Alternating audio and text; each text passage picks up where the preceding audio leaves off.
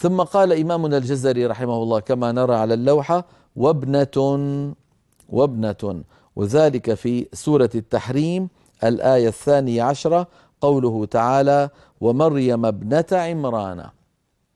ومريم ابنة عمران. لاحظوا بأن ابنة عمران مضاف ومضاف إليه، كلمة ابنة أضيفت إلى كلمة عمران. فابنة لو وقفنا عليها اضطرارا أو اختبارا نقول: ومريم ابنت، هكذا بتاء مبسوطة اضطرارا أو اختبارا. الآن انتبهوا إلى الكلمة الأخيرة في البيت، وهي كلمة.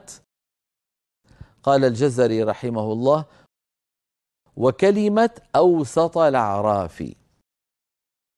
يعني كلمة التي جاءت في سورة الأعراف في منتصف السورة. أيضا هنا قوله أوسط الأعراف لبيان الموضع، وليس معنى هذا أن في سورة الأعراف 3 مواضع، أول وثاني وثالث والمقصود الأوسط. ليس الأمر كذلك.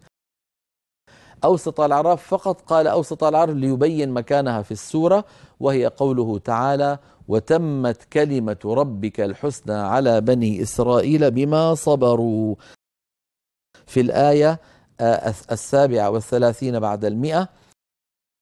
واتفق القراء 10 على قراءتها بالإفراد.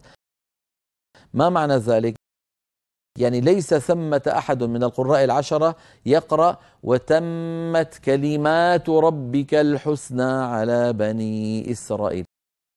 كلمات بالجمع لم يقرأها أحد، كل القراء قرأوها بالإفراد، لأنني ذكرت لكم في بداية الباب أن هذا الباب فيه كلمات مفردة اتفق القراء على قراءتها بالإفراد، وكلمات اختلفوا فيها بين الإفراد والجمع، سيأتي ذكرها الآن إن شاء الله تعالى. إذن كلمة في وسط الأعراف في الآية 137، قوله تعالى: وتمت كلمة ربك الحسنى. لو وقفنا عليها اضطرارا أو اختبارا نقول: وتمت كلمة، هكذا بتاء مبسوطة كأي تاء مبسوطة. هذا ما يتعلق بالكلمات المفردة أيها الإخوة.